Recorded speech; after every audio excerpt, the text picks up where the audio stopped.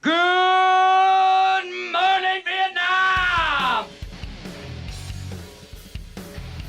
Good evening, ladies and gentlemen. We are tonight's entertainment. The name's Bond. James Bond. But don't ever take sides with anyone against the family. Here's Johnny! Whoa, this is heavy. I'm not even supposed to be here today. Working on my day off.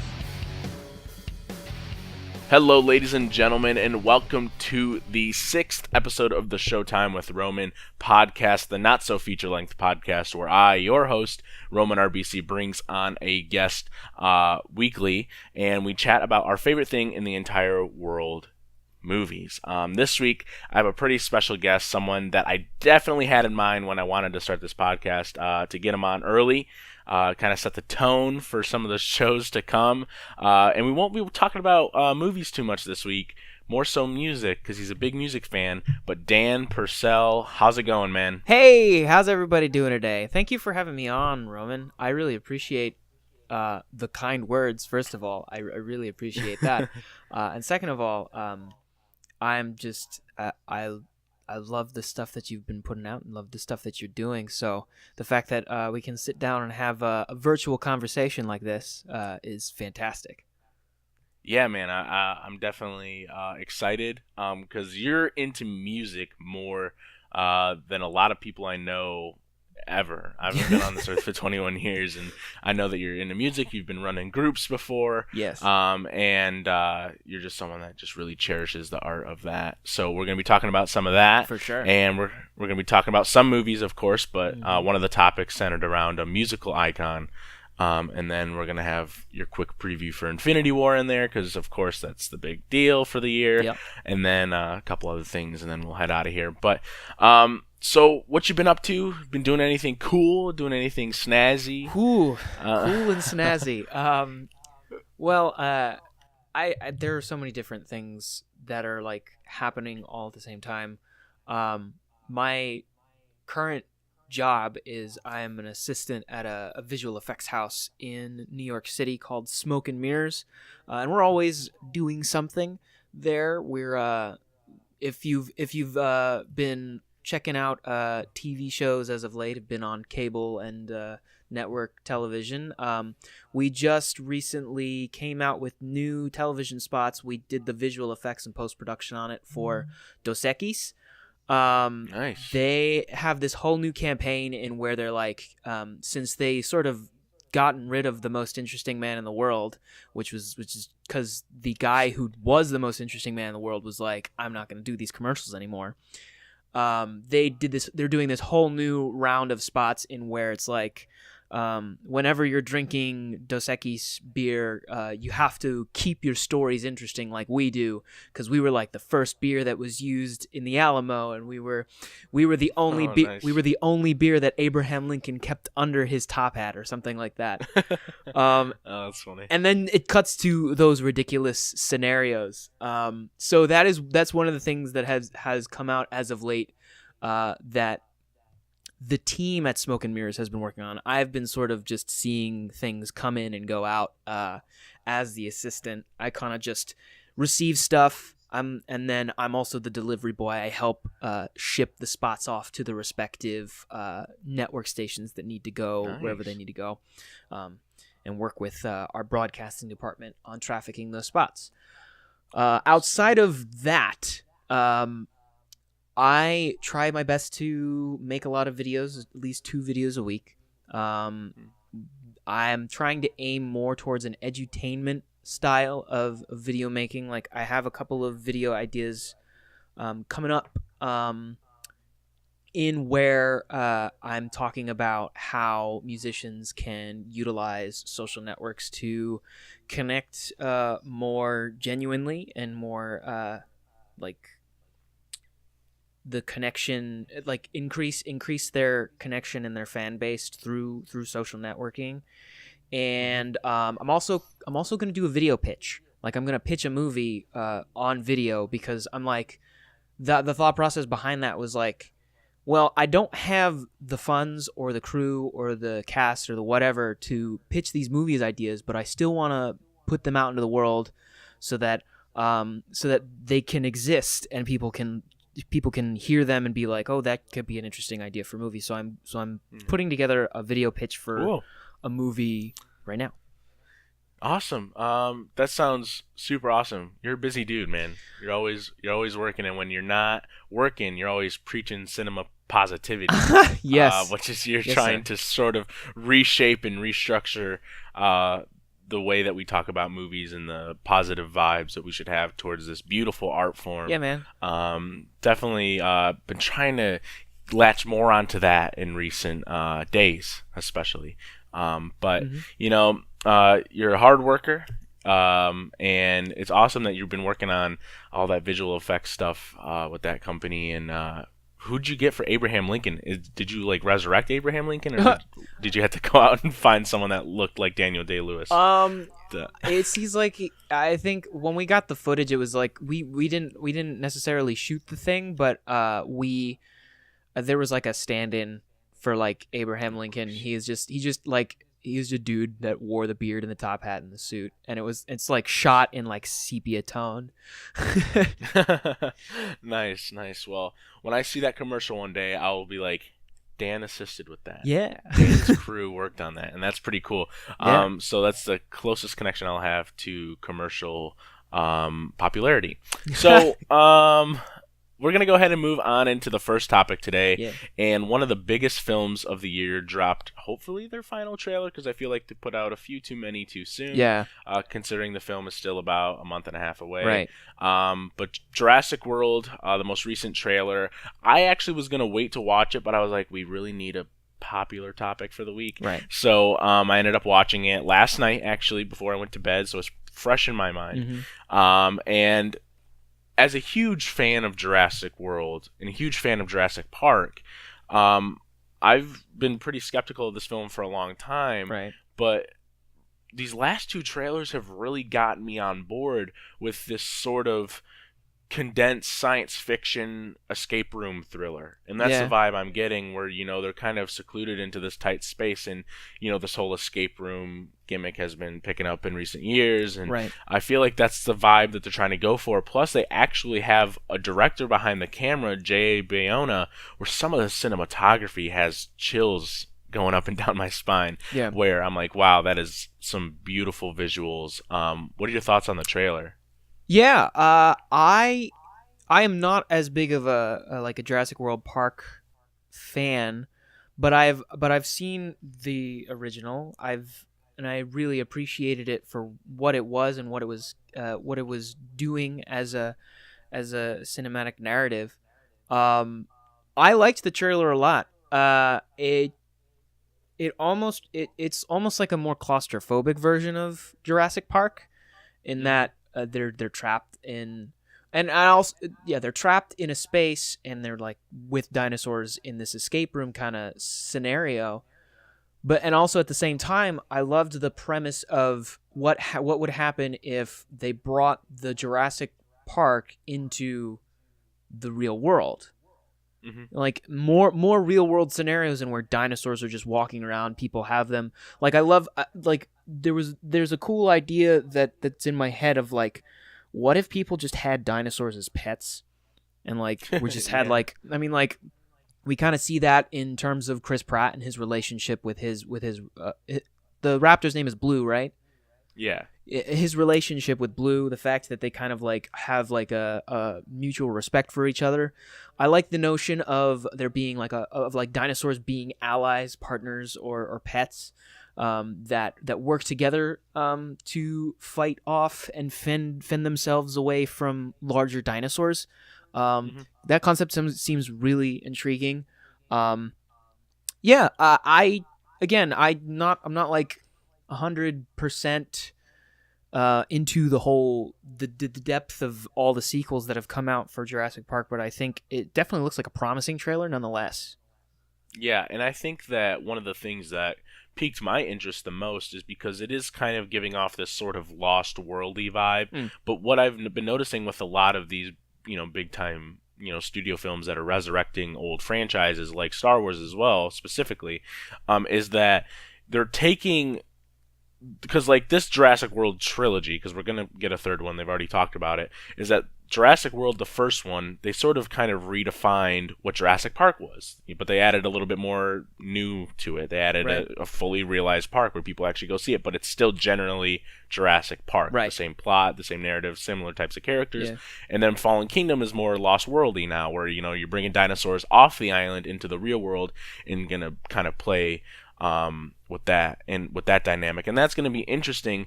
But Star Wars was doing the same thing. They kind of restructured and re-envisioned A New Hope. They restructured and revisioned Empire. And it sounds cool, but I hope a lot of these franchises don't keep going down this path, because then that's going to get stale pretty quick.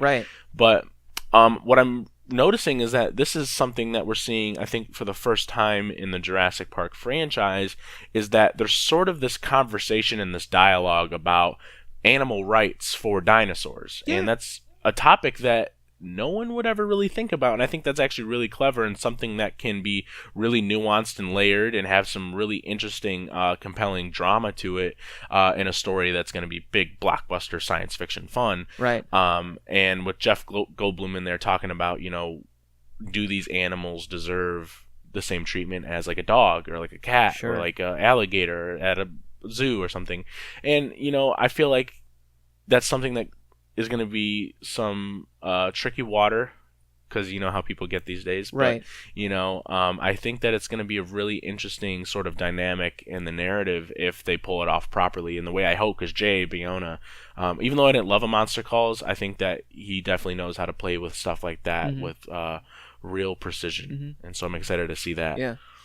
Oh, and especially, the scientific implications of genetic modification and even just the creation of those dinosaurs in the first place was touched upon in the original Jurassic Park, of like, is this morally ethical to do such a thing as like try and bring back elements of the past that were not necessarily the best for humanity. Yeah, exactly. And these were dinosaurs. Like, maybe humans and dinosaurs just aren't meant to exist on, because they mentioned that in Jurassic Park, and it's one of the reasons why it's one of my favorite movies ever, is that I just feel like it, because the movie is basically about like, don't play God, because you're going to cause problems, and that's reserved for one person and one person only. And it's a really interesting type of science fiction. This Lost World I'm not a fan of. Jurassic Park 3 sort of ditched all the things I loved about the Jurassic Park franchise, and then it looks like we're gonna. I'm excited. I'm hopeful, and I'm more hopeful than I was a year ago. Because I'm not, like, Jurassic Park is my baby, and they keep adding on and keep adding on, and so hopefully it'll be good. It looks good. I'm excited for that. So we'll see how. I'm also a fan of Justice Smith. Everything that he's been doing as an actor really is really cool. So I'm interested to see how big of a role he's playing in this new one, and whether or not he gets to shine in terms of some of the moments that he has with his character.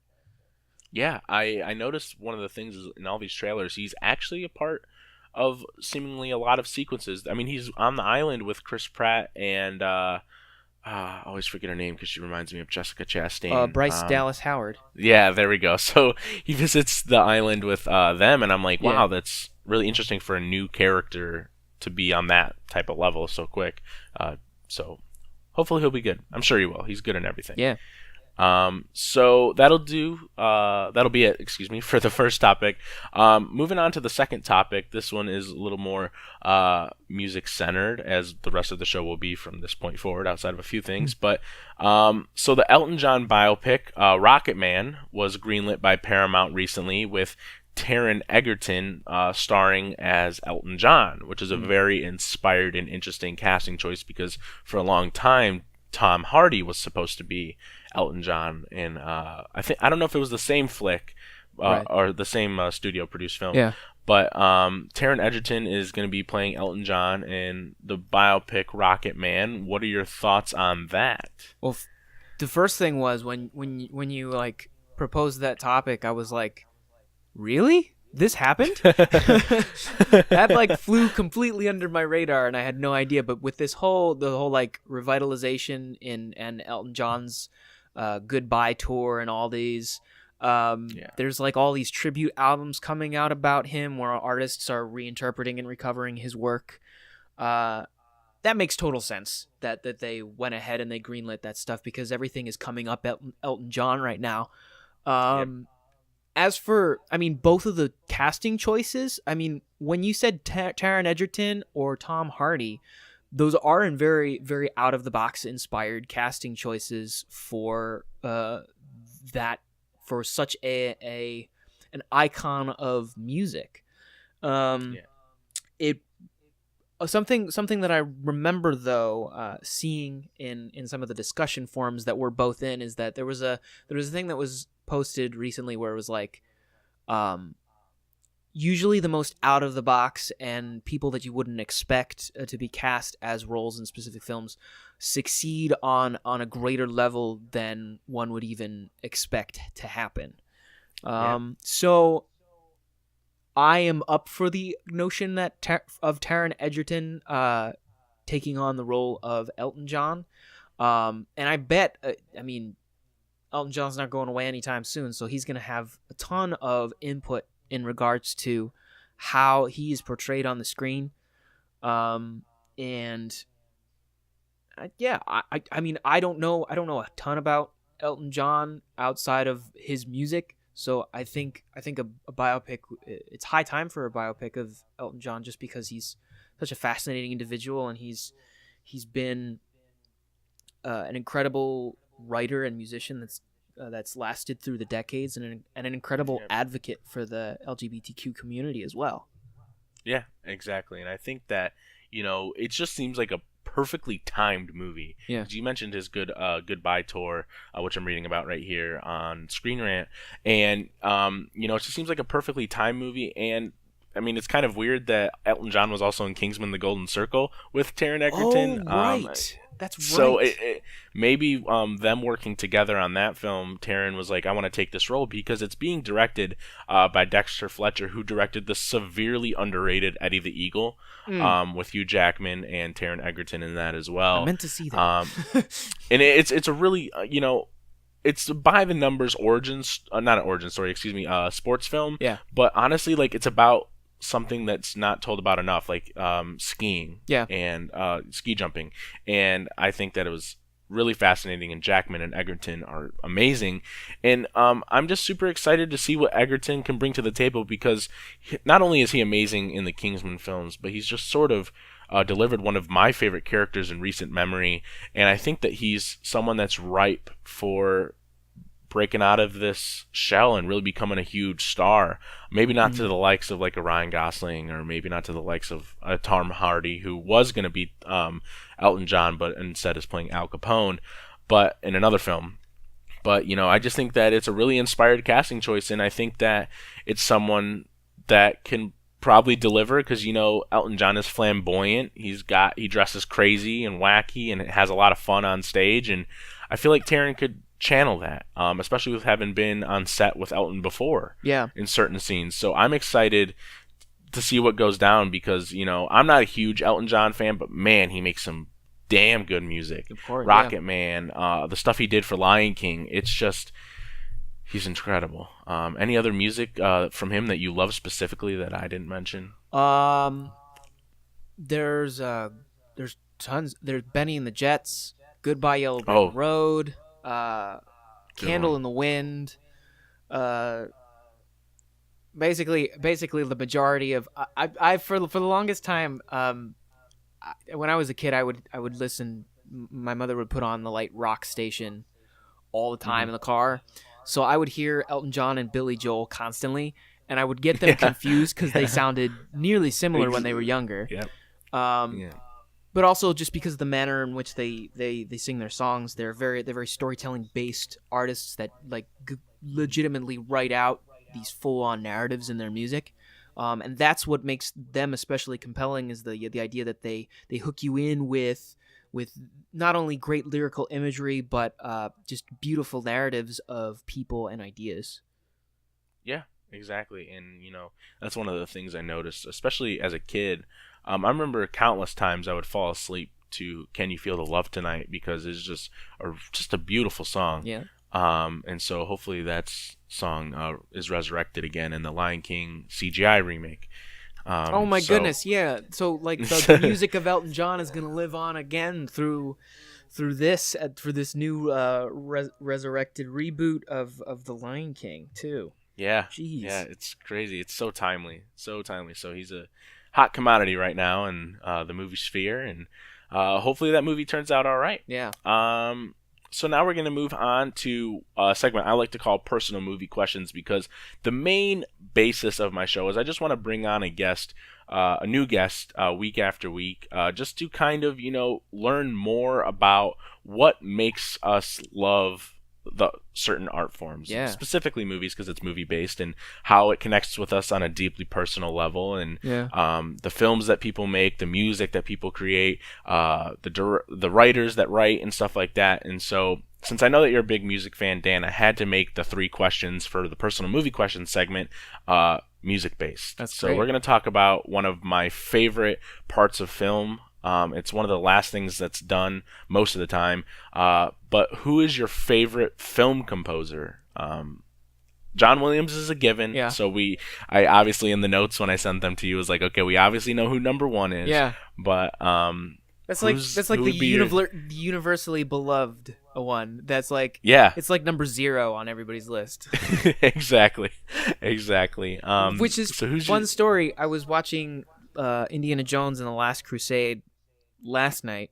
It was on the Paramount Network, and Williams just does a great job at underscoring stuff and cycling in themes and motifs, and it's just yeah, he's so good. So good.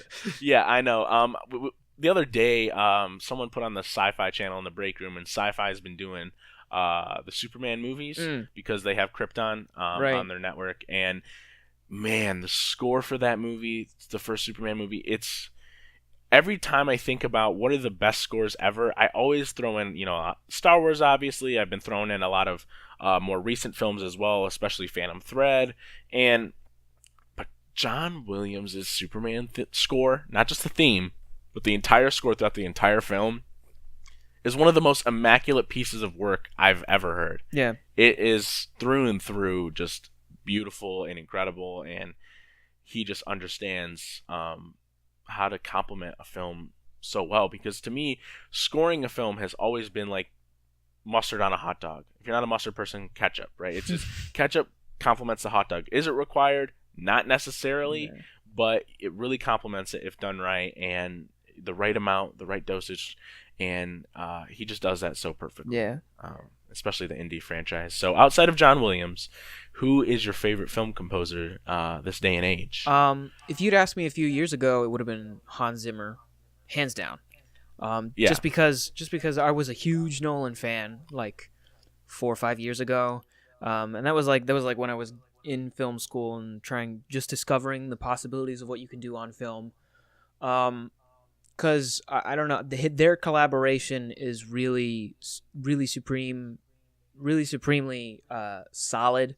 You know that Zimmer is going to deliver a great work. That sounds like both a really compelling score and also a really interesting, fascinating work of modern experimental pop music. Everything in the soundtracks that he writes and the scores that he writes is super modern in terms of how it's produced and shaped in the studio. So he does an excellent job of just making a record in addition to making a soundtrack. But I think nowadays it's Thomas Newman. Interesting. Just because I feel like I've softened a bit, and I need more like peaceful, serene, and emotional, stirring music to sort of guide me through my life. And Thomas Newman is really good at that. I have to point out the Finding Nemo score. Oh man, It's one of what a score. it's one of the strongest musical works in this day and age, just because it captures the right emotional weight that's necessary for a narrative of between a father and a son.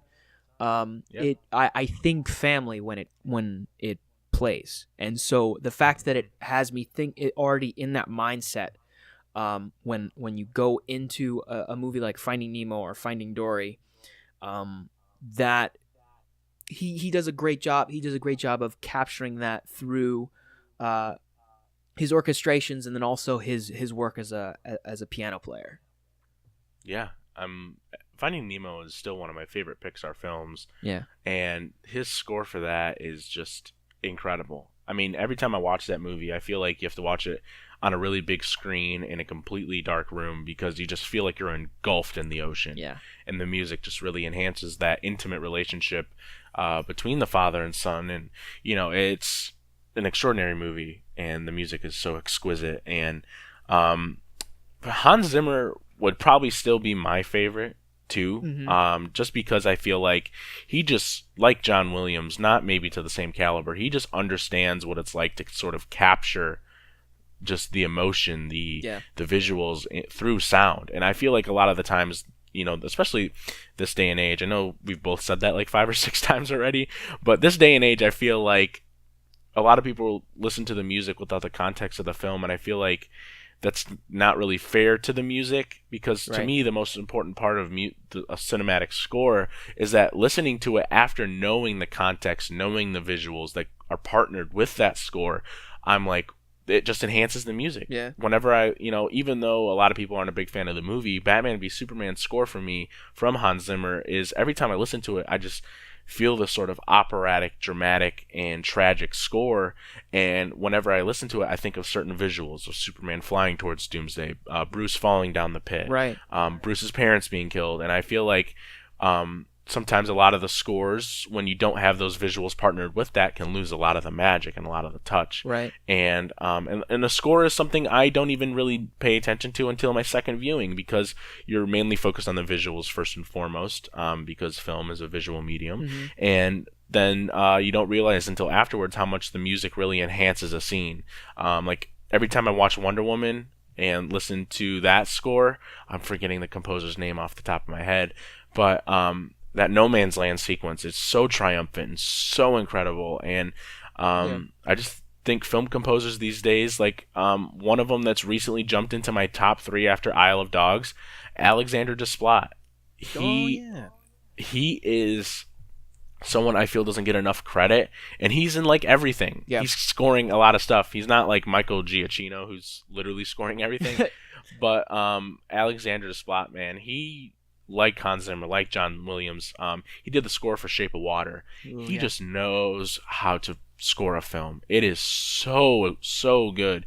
Johnny Greenwood recently for Phantom Thread and You Were Never Really Here just knocks my socks off. He could score anything, and I feel like he'd do a tremendous job. He just understands that art form so well. And music for me, I don't love it on the same level as a lot of other people. As I don't love it on the same level as movies or video games, but man, I don't know what I would do without music, especially scores, because a lot of the times that's all I'm listening to is film scores, not even just regular soundtracks, with music from the biggest songwriter this day and age. One just popped into my head. I was just going to say, Desplat also did a couple Harry Potters. I don't remember which ones, but he did a couple Harry Potters. That too. But I can't be remiss if we don't bring up Howard Shore. Oh my gosh, yes. How did we not even mention Howard Literally Shore? the musical architect for Middle Earth.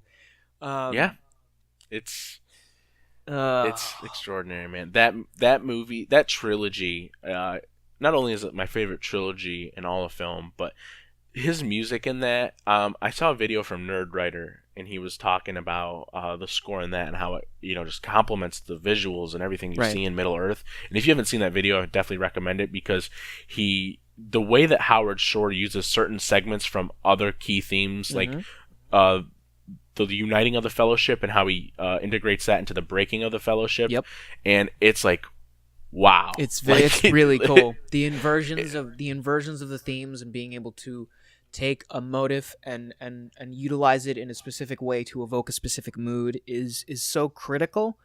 And even then, the main motifs of all the different characters and settings, they evoke specific larger conceptual ideas when it comes to mind, like how I said how the Finding Nemo theme evokes the feeling of family. Whenever I hear the Hobbit theme, I'm always like, friendship.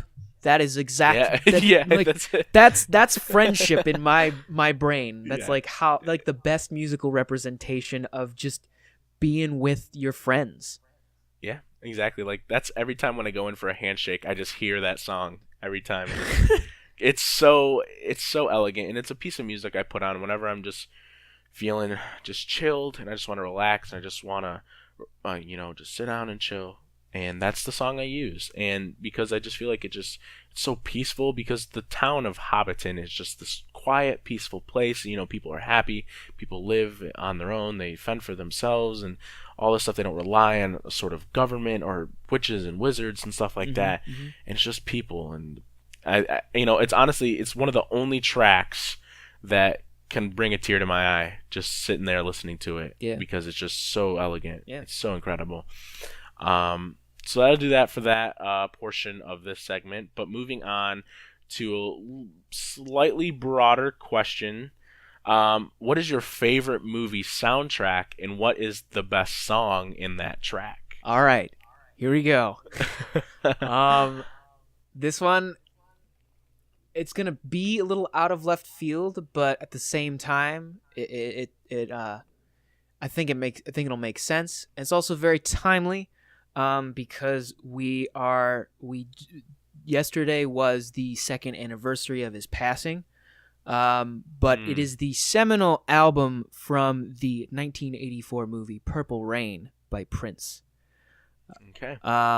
And that entire musical work, you, like, go through it track by track, and it is a near perfect album, if not perfect. It is just beautifully constructed, and it tonally reflects Prince's mentality, spirituality, sexuality. It is fully about his intent and his life story, loosely, but at the same time, the movie itself was sort of based on Prince's life story, and it's just. Man, it, like, every song is a knockout, and it's very of its time, but it's also completely timeless. Jimi Hendrix was somebody that for a long time I did not get. I was like, his music's good, but it just doesn't connect with me on the same level as a Led Zeppelin did, or an AC/DC, or a Rush, or Van Halen. He was from that era. Yeah. And but his music never connected with me. But my dad was a huge fan. A lot of my friends were huge fans. And now whenever I'm driving to work, listening to the radio station, they're always playing Jimi Hendrix. And when he had passed recently, he was all over the radio. And then I started realizing what an incredible musician, what an incredible artist. His music is just so, it just taps into, like, your soul, man. Like, every time I listen to it, I just feel like my soul is being tapped into and talked to by this musician. And he's a great artist. I can't believe for a long period of time I just did not get it. But now I get it. Hendrix or Prince? Oh, Prince. Sorry. Oh my gosh. I was confused for a second. I always do that, but no. It's okay. Good. The same thing applies though for Prince, yes, as it did for Hendrix. I was like, literally the same thing. He died a long time ago. Okay, so we're just gonna kind of restart here. Not restart, because literally the same thing applies, because I felt the same thing towards both musicians. Yeah. But yes, my dad is a humongous fan of Prince, and when they had him come back on, or when they did that tribute to him during the Super Bowl, which was a great moment. But yes, Prince. There we go. I don't know why I thought Hendrix, but no, the same thing applies. Literally the exact same thing. So everything I said still applies, but I'm talking about Prince specifically. Yes. Well, that'll do it. See, this is why I brought you on, Dan. I can trust in you to educate me on my mistakes. Oh, it's no problem. It's a very honest mistake. Sometimes you're just like, apples. Yeah. Oh man. Well, clock that in as one of my most embarrassing moments ever. Mistaking two huge musical icons. Well, it's fitting because he was also a very, very proficient and masterful guitar player, like Hendrix was. So I mean, they're both of their time, and then they also have that timeless appeal to them. Yeah, exactly.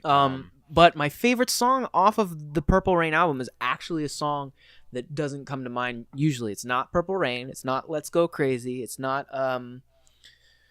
what are some of the other ones? When Doves Cry, or those are all those hits. Not that. It's I Would Die for You. It comes at the very end of the movie, and it's towards the end of the soundtrack as well. But the drama in that song and it's speaking on a deeper universal level. That's essentially saying, it's regardless of who you think me to be, I will be your friend. I will die for you. And it's almost it's got those very like melancholic lyrics, but at the same time, it's really reassuring and joyous and celebratory. And I love it a lot. I love it so much, and it would instantly. I was just like, "This is it. This is If there's a song that's that people should gravitate towards on that album that isn't one of the hits, it's I Would Die for You." Interesting. Yeah, it's a really good pick.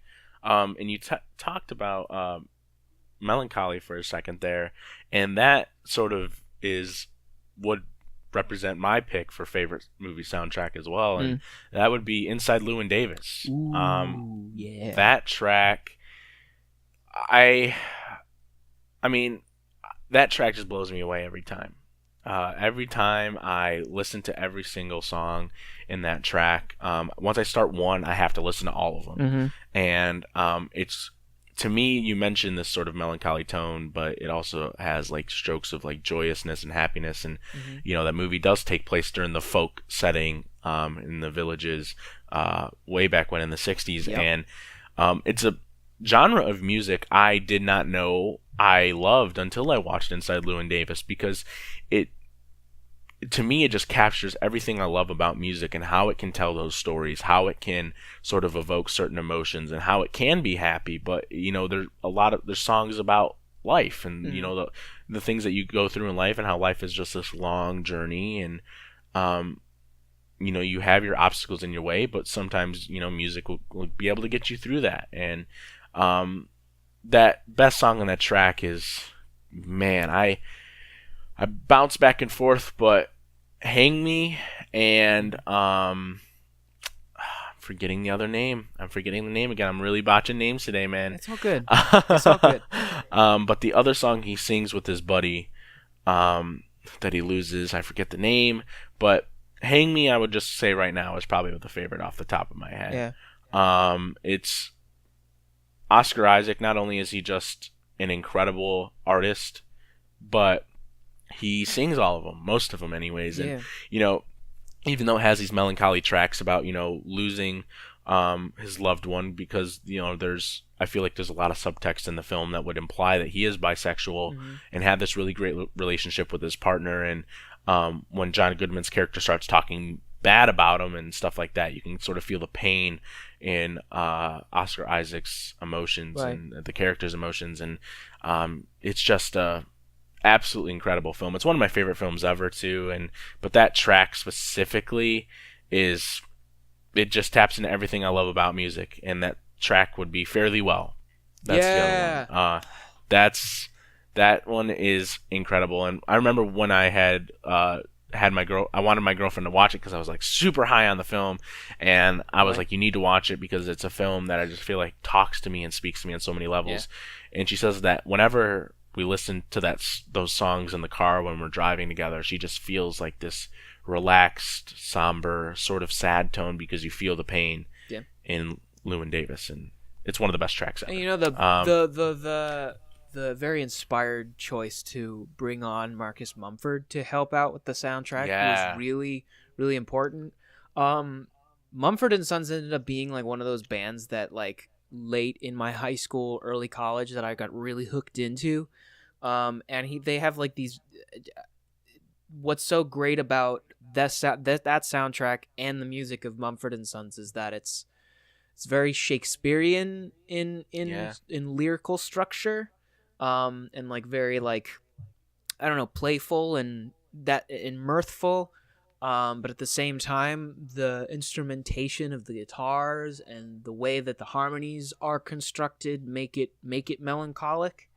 It's a lot that's a lot of the music of Mumford and Sons that sort of is prevalent from their more well-known works, and also it's prevalent on Inside Llewyn Davis a lot.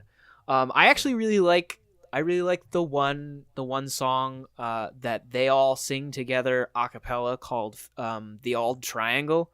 It's like oh my gosh, that song smacks. Yo, dude. So good. Yo, dude, The Old Triangle, it doinks. It doinks. I remember my brother hadn't even seen the film at this point, but he's a huge music fan, and he's a guitar player as well. I wish he would play more because he's really good, but I had put on that song because I was like, I had just seen the film, and I was like, dude, you have to listen to this song real quick. So I just sat him down. I said, listen to this track, and I picked Old Triangle, and he started almost crying. He was like, dude, I feel so many emotions. Like, it's just that movie. I think I need to watch that movie today now. To me, what's so great about that is that I come from a very like long steeped background and experience in contemporary acapella, in where everybody's like making noises and music based on trying to imitate instruments. But one of the most important things that I've learned through my experience with acapella is that there is no stronger musical instrument than that of the human voice, because it provides an instant, super strong, humanistic connection with the audience. So if you have like three or four people singing in 3-4 part harmony, it's more affecting than any other kind of instrument, just because everybody can connect with it. Yeah, exactly. I feel like if I could pick any one talent, it'd be singing, and because it's so incredible when people can just connect with you through their voice. It's versatile. It's the most versatile instrument I think that we have. Absolutely, I completely agree. Moving on to the last portion of this segment, what is your favorite song that debuted in a film? For example, My Heart Will Go On in James Cameron's relevant figure right now in Hollywood. Yes. Titanic. Yo, I'm super interested. I saw that thing where it was like where James Cameron was like, all the Avatar series is gonna be a multi-generational Godfather series, and I was like, yeah, all right, if that's the way you're pitching it, then okay, I'd be interested. And he's in that. talking about less Avengers, more sci-fi. Yeah, it's like we already getting that. Like, sci-fi is like at its peak right now, I would say. Yeah. James Cameron is just him being invested in this Avatar world has shut him off from reality. I feel like True. because his comments on Wonder Woman and his comments on other things are just a little little off kilter. misfires. Little off kilter.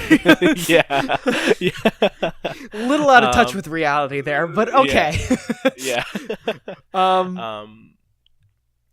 Back Yeah. to though favorite song that debuted in film. Mine as of late, and it's a very recent entry because I don't know. I haven't been to many movies. I usually watch them a lot at home. Yeah. I just because I haven't had the time, and then before then haven't really had the chance to get the finances together for it. But most recently, I think one of the big songs that I was like pulled into when it debuted in a movie, like something that hooked me into the narrative of the song fully, was the song Up from Sing Street. Oh, dude.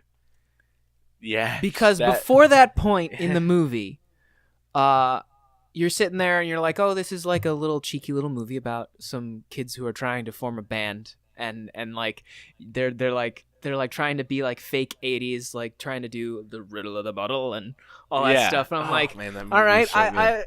I see where they're going with this movie. It's okay. I'm like, okay, I'm kind of on board. But then like the moment that they start workshopping that song, like him and Connor and the guitarist, I forget his name. They start workshopping the song. They start writing it out, and like they're like, "Oh, here's the idea. Let's do this. Let's do." And then like, okay, let's play it out, see if it works. And then like they start playing it. He's playing it, and it's great. Like the guitar is great, and then the piano, like the dude hits the piano chords, and it's like this beautiful like dissonant textural chords on that song. I'm just like, oh, we're presenting complex musical ideas in this.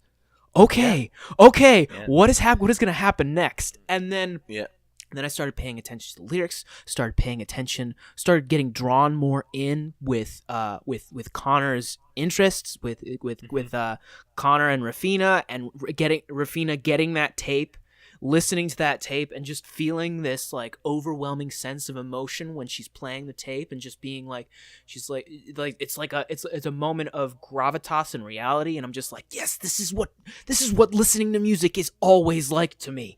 And I'm just like, that was the moment where I knew for a fact that when that Sing Street was something a lot more had a lot more depth and weight to it than just some kids trying to put together a fake 80s band to impress a girl. Yeah. That movie is one of the most amazing coming of age stories in recent memory. Mm-hmm. And I just think like it is the music, and that song, as soon as he starts working with his buddy, I was like, my entire perception of this film has changed. Yeah. And now I just feel Connor's emotions in his music, because again they were trying to represent the 80s, because he was a huge fan of Duran Duran, and they loved American music videos because that's when they started coming out more and more, and Duran Duran was changing the game, and it's an amazing film. I remember sitting down and watching that with my dad and saying, Dad, you grew up in the 80s and the 70s, you're gonna love this movie. And he goes, I don't know about that. And at the end he was crying, and I was like, yes, it's an amazing film, and the music in that is great. It's one of the soundtracks that I love listening to on a daily basis. All the tracks in that film are amazing, but Up might be my favorite one. But it's right there with Brown Shoes. It's right there with I'm forgetting the name of the song, but the car one. Oh, Drive It Like You Stole It. Yes, there we go. Drive It Like You Stole It. It's obviously the most popular one. Yeah. But I also really enjoy To Find You. I think people don't like it comes at the end of the movie, so it's like people are like already sort of like it's winding down, but then that song comes on and you're just like, ooh, that's great too. Yeah. All the music is so good. I love listening to the music in that film. It's tremendous. My pick personally, this might be a cliched pick, but honestly, Adele's Skyfall. Oh, not at all. Yeah. it's one of the most powerful pieces of music I've ever heard. Every time I hear that song, I'm like, this is what changed my perception of what music can be in film. Well, I hear that song and I'm like, this is exactly the kind of drama that should be coming out of a James Bond song. Yeah. It's like, absolutely. Ugh. Totally agree. It's that is the last movie I think I saw where I sat in the lower concourse of the theater on an opening night, and because I love sitting in the middle towards the top a bit more. Yeah. But so sitting there, my only field of view was literally the entire screen. I couldn't see literally anything else. Yeah. And the visuals paired with the music during that sequence, one of the most amazing James Bond credit sequences ever, paired with the music is one of the most unreal experiences ever. I felt like I was not in the theater. I felt like I was out of this world, man. Yeah. And that song is tremendous. And Adele is one of the most talented singers in the world. And she's great, and that song is great, and it's probably my favorite James Bond track, even though I love You Know My Name from Casino Royale. So good. Rest in peace, Chris Cornell. But yeah, yeah, man, that would be my pick. What's so spectacular about the more recent tracks that have come from James Bond movies is that they all sort of center around that drama and require voices of such caliber to present that. What's really good, yeah, Adele was a perfect choice for Skyfall, and then the most recent one, where Sam Smith did Writings on the Wall. Those are both like that immediately evokes this romanticized feeling of spy action. Yeah, just the way absolutely. that everything is structured in those songs, and like the way that it builds and falls off, and it just flows very effortlessly, like a spy thriller like that. Yeah, those are what come to mind.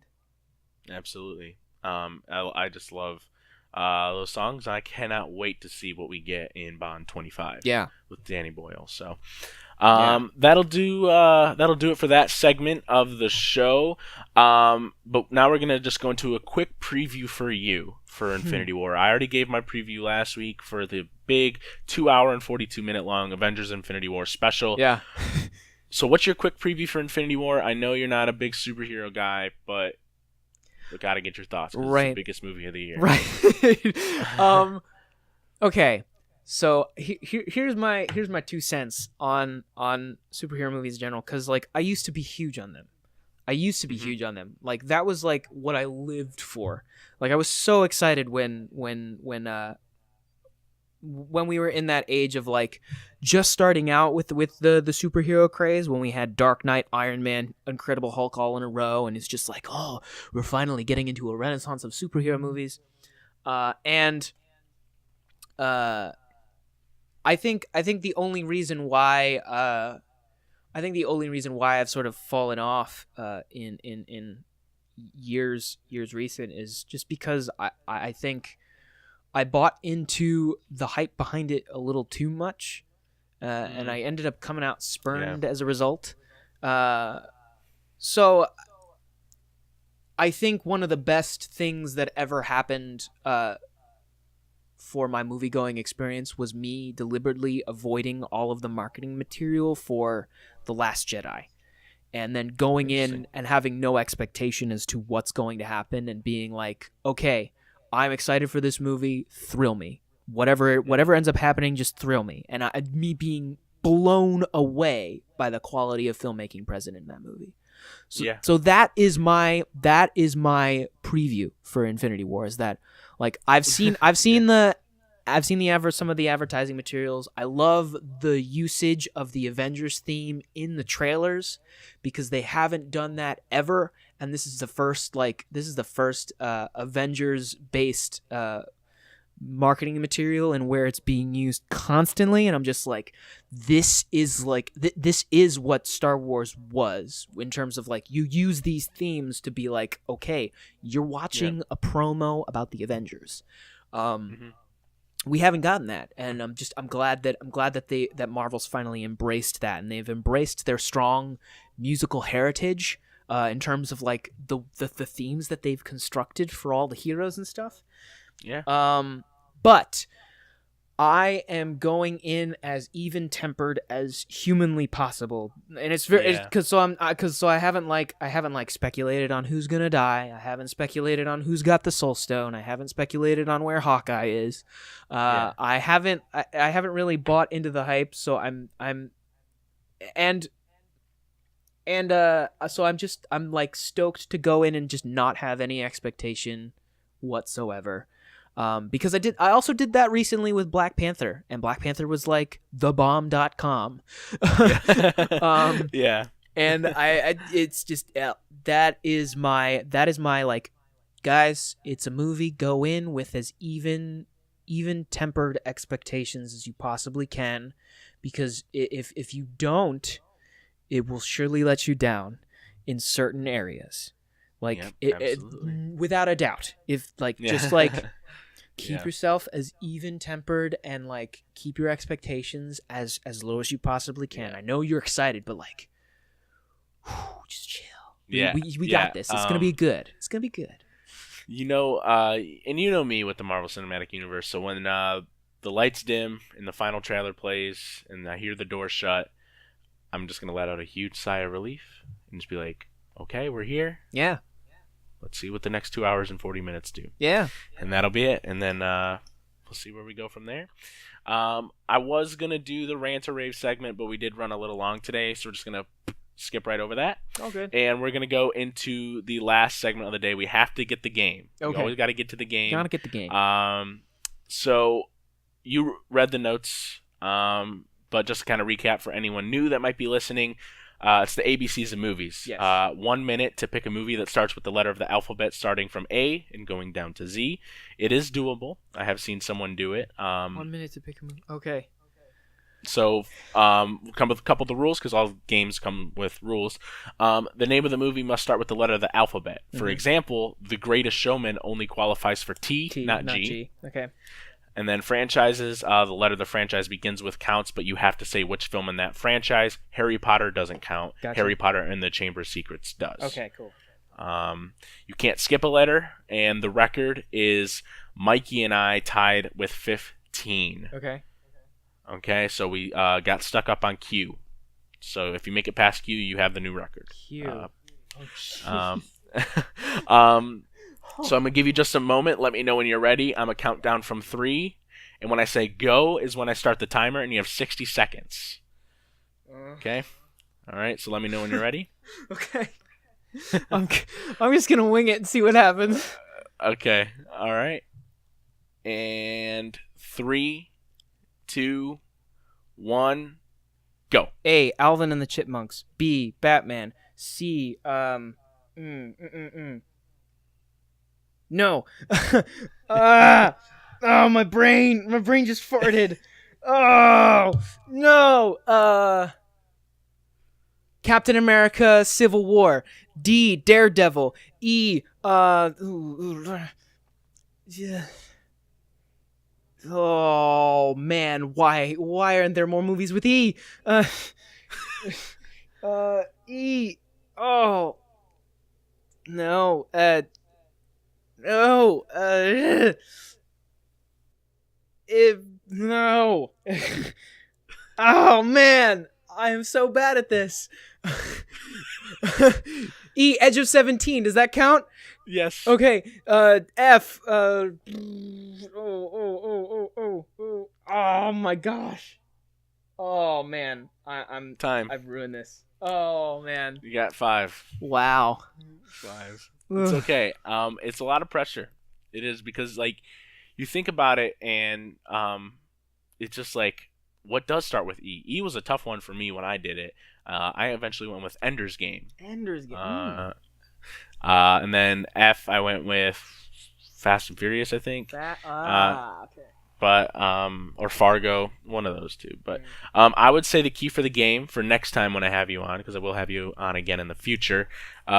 Short movie titles. Gotta try and think of the quick short movie titles, and you can't waste a second. Yeah. Maybe like 1 or 2, but otherwise it's gonna be difficult. So we're on week 3 of the game, and no one has broken 15 or gotten a Z yet. So, well, thank you for playing. And when I have you on again next time, you'll probably end up getting A to Z quick. I hope so. Yeah. I gotta think harder of like what I need to come up with. Yeah. See, the best one for C is cars. Cars. Boom. Yeah. Right off the tongue. Cars. So that'll do it for today's show. We're here at an hour. You know what? I've always tried to shoot for 45 minutes, but man, it is more difficult than I thought because, just getting into these in-depth discussions with guests is just so fun, and I just lose track of time and talking about our favorite thing in the entire world. And that's one of the beauties of this medium, and one of the beauties of all mediums and the way that we perceive art and film specifically is that, it just taps into what makes us tick, what makes us grow, what makes us learn as human beings. And it was so great to have you on, Dan. You're such an inspired person, and you're such an inspiring person, and you're really articulate too. I didn't realize how truly articulate you were until you were talking about some of the music in there. Thank you. And talking about Prince, not Jimi Hendrix. But Thank still you. Can't believe I did that. But where can you be found on social media? You already kind of talked about what content you're creating, but are you creating any content on social media this day and age? Thank you. I very deeply appreciate your very kind words about that. Thank you. Yeah, of course, you're welcome. Content. Oh, how I dread that word, content. I like to call. I'm currently writing a concept about this, about the word content and how my relationship with it and how I kind of learned not to like it. But that's Weird. Besides the point. I'd like to read that. You can find me anywhere at the D Purcell, Purcell. Per like PUR as like a cat, cell as in cell in your body. Yeah, that is my Instagram. That is my Twitter handle. And if you that is Snapchat, all that stuff. And if you type in Dan Purcell on YouTube, I'm probably one of the first few people that show up because it just there are not a lot of Dan Purcells on YouTube. Yeah, yeah, you're one of a kind. That's the phrase I was looking for. I'm amongst five of a kind. Yeah. Awesome. Yeah, I'm definitely interested to check out that article, especially talking about content. It will be a video. It will be like Okay. a film. There we go. Okay, sweet. So definitely have to check that out because I've recently been asking a lot of new team members at work because we just got a lot of new people hired, asking them what type of content do they create, what type of things do they like to do. But I'm interested to see your take on content. That's kind of why I want to do it, because I'm just like, content is too broad. Content is too broad of a term. It's too disposable of a term. Informing it's kind us, of like love. Yeah. Well, yes. Yeah. There needs to be better reasoning for using that word. Yeah, because I had a long discussion with my friend about love and how maybe love should just be more selflessness. Like I have selflessness, and that's why I love you, because I'm able to take time out of my day to appreciate you and buy things for you and spend my money on you because I'm selfless. Right. And love is a really broad term. I don't want to get too philosophical or too psychological here because we do have to go. But that's basically the basis of that conversation. Yes, and it's a very similar conversation with the term content, with the term creator, with the term YouTuber, all that kind of stuff. Interesting. Yeah, I'm definitely excited to check that out because you're a smart dude. I'm definitely excited. So, and as a content creator myself, yeah. Thank you guys for listening today. Thank you once again, Dan, for being on. I really appreciate it. Thank you very much for having me. Sorry about the delay. I know that my computer likes to act up all the time. Totally. But fine.